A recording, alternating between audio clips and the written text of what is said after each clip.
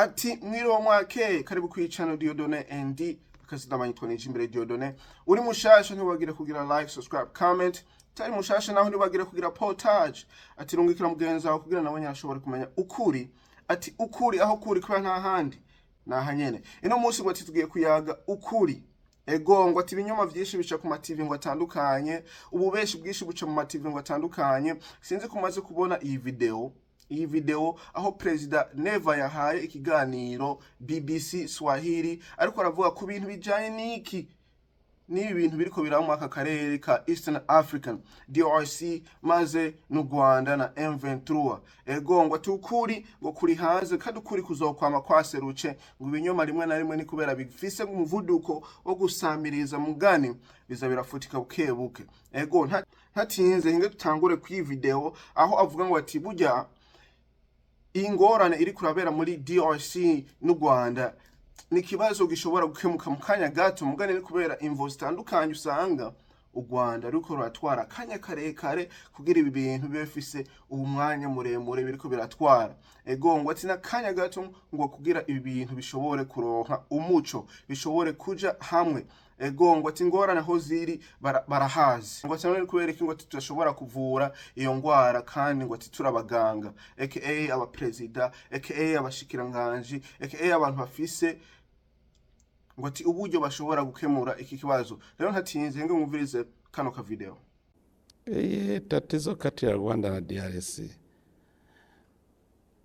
kama hakuna hide agenda ni tatizo ambayo na kwa siku moja inaweza kumalizika. Sababu mimi nasikia Rwanda inasema ni sababu ya FDLR. FDLR sisi region yote tulikuwa tunasema tutasaidia ili wachague njia mbili. Njia moja kurudi Rwanda ili wafanye management yao. Wakikataa tulikuwa tunasema tutawashambulia. Sasa Rwanda haina sababu ya kufanya vita sababu na DRC inakubali FDLR iishe. Iyo siyo tatizo. Kuko video karabivuga ko gusa ni kubera abantu batahura ibintu ugutandukanye ugasanga bumvise ibindi. Ego mugani hariho n'indi ngorane ngo ati abantu bashobora gushira hamwe n'izi ngorane ziriko zirabera muri DRC. Nayo nta yindi ngo ati ni ngorane y'u Burundi n'u Rwanda. Dutandukanye Burundi n'u Rwanda na DRC kubera bona bafise ingorane zitandukanye hariya mu akajya karere mugani hagati y'u Burundi n'u Rwanda hariho naho nyene akagorane ngo ati nico gituma ngo Burundi bwugaye imipaka kumvoki bagani mvo usanga zitandukanye kubera ngo ati utaravye kure mu bice bimwe bimwe by'u Burundi byarigeze kuza birategwa n'ingabo aho n'inyeshamba zishoboye kuba zivuye muri Kongo uko bamwe mu Rwanda uko nuko. Rero umupresident aravuga ngo ati bijya byarabaye mugani ntivyatumye ngo ati dushobora kugira ivyo twogize. Rero ukuri aho kuri ngo ati naho nyene ngo ati ni kubera iki ngo twayaze n'umupresident ingene twoshobora gukemura iki kibazo cacu hagati y'u Rwanda n'u Burundi mugano ugasanga n'ubu ngo ati bitwara ngo ati nk'imisi ibiri gusa ngo kugira iki kibazo cacu hagati y'u Burundi n'u Rwanda ngo ati gikemure. Niumvirize kano ka video. Na tatizo ya Rwanda na Burundi musitafute DRC. Sisi mambo yetu ni kati ya Rwanda na Burundi, siyo DRC. Na sisi najua tumeanza mazungumzo tangu mwaka wa 2020. Tunaendelea mazungumzo, lakini tukaona vile ambavyo Rwanda ikinapangia M23 ndiyo ikinaandaa na sisi kupanga wasi ili wakati tashambulia Burundi. Tunaona ina mpango wa kushambulia Burundi. Lakini inatafuta Warundi ili iseme ni Warundi lakini ni Rwanda inaandaa. Ndio sababu sisi wakati tumeona kwamba ikinapanga sababu wamekwisha jaribu mara nyingi. Na terrorism mmejua amewatuma wakaua watu hapa Gatumba, Maramvya hapa karibu na Bujumbura wakaua watu, Ruhagarika Cibitoki wameshambulia Kayanza na tunaona ana mpango na atasema kama vile akanasema kwa DRC, atasema ni M23, na sisi au wasa akanaandaa atasema ni Warundi, lakini ni yeye anawatafuta ili wakati anataka kushambulia nchi aseme ni kundi ya hiyo nchi, lakini tunajua plani yake. Ndio sababu mimi nimemwambia kunionyesha kwamba hauna mpango wa kushambulia Burundi, leta hao watu tuwapeleke kwenye mahakama. Mahakamani wafanye kazi yao. Na hayo mazungumzo, mimi kila muda namwambia, mimi nafungua mikono. Ukitaka tuishi kwa amani, nitumie hao. Na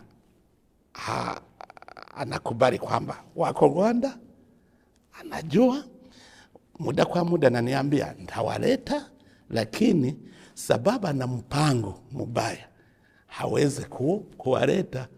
Hiyo tatizo sasa tusiunganishe na tatizo ya Rwanda na DRC. Ego agutahuza yuko ngo ati ikibazo cy'u Burundi ntugifatanishe ugitandukanye n'ikibazo kiriko kirabera muri DRC, muri Congo hagati ya M23 maze n'u Rwanda. Ngo ati ikibazo cy'u Burundi ni kibazo hagati y'u Burundi n'u Rwanda, ngo ati kandi n'ikibazo gishobora kemuka mukanya gato.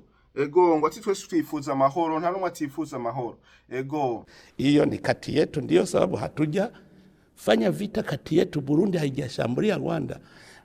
Rwanda wametushambulia ndio, lakini sisi tuna waomba amani. Wakikataa, kuna siku tutasema sasa hivi tunaona mambo yanakuwa mengine, na Warundi wana uhakika ya ku defend wananchi wao. Okay, ngaho umuntu atahura kandi uri umuntu yumva ukuri urakumva. Ego hariho nakandi akantu ijambo mugana akantu kariko karasamirikana cyane mu karere nko mu Rwanda cyane ko nawovuga, aho usanga amatitre yabo ayandikwa yuko ngo ati ngo Burundi bugiye gutera ngo Rwanda. Ino munsi ugomba umenye ukuri aho kuri, ugutahure ukumve, kubera nawe wosanga uri kurumva ivyo binyoma ukibaza ngo ati nukuri. Ego aka kajambo naho president Neva avuga yuko burya u Rwanda naho au M23 naho yogomba guca mu Ibujumbura kugira igere muri South Kivu ya Efo, urumva ni nkuko natwe u Burundi twoshobora guca muri Kigali kugira tugere muri North Kivu ya ruguru. Ego ni kone bivuze ntubishire mu isiguro ndende nuko biri, sikuvuga ngo ati ngo ariko aravuga ngo ati ngo agomba gutera igihugu cy'u Rwanda. Oya, ni hamwe nyine usanga abantu bakira uburozi atanwa bahaye. Rero ni ngorane y'abantu, ni binyoma vy'abantu. Ego ugutahura kuri wewe ni kumenya kuri wewe. Numvirize kano ka video ariko arabivuga. Kama unaona Bujumbura ni karibu kupitia East DRC, na mimi Kigali ni karibu kupitia North. Sasa ndio sababu mimi nasema akiendelea hii vita inaweza kuwa regional, because Rwanda patakuwa vita, Burundi vita, DRC vita. Watu watasambaratika, wataenda nchi mbalimbali, masiraha ataenda nchi za region, na region yote inaungua. Ndio sababu nasema watu wamshauri. Ndibaza bake baraza kukumva, bake baragatahura, mugani wewe ugatahura ngo aturi umuntu yumva ukuri. Aka video kagomba karangire mugani. Video itararangira hingera kwibutse yuko umuti au inyishu solution yo kuronka aya mahoro turiko turagwanira mu karere kacu ko muri Eastern African Quarter, ngo ni kibazo cyo muri region, ni kibazo cyaho nyene, ni kibazo cyacu, kandi ngico kibazo kirashobora gukemurwa ngo natwe kirashobora kugira kwatakwa natwe nitwebwe dushobora kugikiza.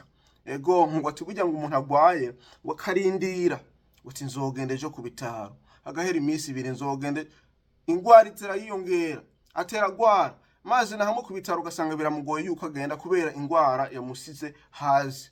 Urumva rero keshi na keshi ngo ati ingwara uyataka hakiri kare, ugenda kwivuza hakiri kare, urondera imiti hakiri kare. Rero naka video ngoma ndakwereke nako kuvuga ngo ati burya twebwe nyene muri Eastern African Congo turashobora gukemura iki kibazo cacu hanyuma ibintu bikagenda neza tutarinze kuja hanze ngo tugende muri Qatar, tugende muri Angola, tugende muri Kenya. Urumva tuguma tugenda ahantu heshi kandi dushoboye kugira gukemura ico kibazo cacu kubera ni twebwe tumenya aho tubabana, ni twebwe tumenya ingwara hiri, ni twebwe tutahura neza na neza imvo y'ingorane. Ego niumvirize ino video. Region ina uwezo wa kusaidia kuleta amani kwa region yote. DRC popote tuna uwezo, lakini nafikiri kwamba kuna nchi ambayo inazalau region. Tunafanya mikutano mingi, lakini tukimaliza kuna watu hawataki kutekeleza. Ndibaza benshi baratahura mugani bake bakira ukuri. Ego hanyuma hariho maze n'ibindi bintu biriko biraba mu Burundi aho president yakiriye umuntu foreign affair wo muri Congo, umuntu minister Teresa, n'umuntu akomeye kandi wene yagwaniye cyane mu bihugu vyo hanze agwanira akarere ko muri Congo kubera iyi ntambara iri kuraba ya M23. nuko yaje avuga ku bintu aho yaje gushimira igihugu cy'u Burundi aho bakiriye impunzi zavuye muri Congo. Ego ngo ati ni ibintu byiza u Burundi buriko burakora bwafashije, naho usanga ibihugu byacu bikenye, ni ngomba natwe dufashanye uko nuko. Ego hanyuma ka video karaka amugana ugomba kuraba video yose iri ngaho muri link ndaza kuyishira ngaho hanyuma uyirabe. Ego ngo ati n'utazi igiswahili ashobora kucumva nico gituma ni video yashoboye kuba. Ego ndagushimira wowe ushoboye kuraba ino video umenye yuko ngo ati ukuri kuragoye kumenya mugana ukuri kuzoseruka, ni ngombwa guseruke nawe bizotwara mwanya n'umwanya ukuri kuzokwama kuri hanze. Ego uri Umurundi ntiwibagire kugwanira igihugu canyu, ntiwibagire gukunda igihugu canyu, ntiwibagire gukunda uwanyu, kubera twese turabarundi kandi bidutandukanya nibwo bumwe bwacu. Ego ngo be a proud Burundian, gira ishimo ryo kuba Umurundi uri mu mahanga, uri mu Burundi. Urumva muti ni vyiza cyane bikomeza twese. Aka video kageze ngaha kasi nabanyitwa Nijimbere Dieudonne, tuzosubira kubona niyo twabona.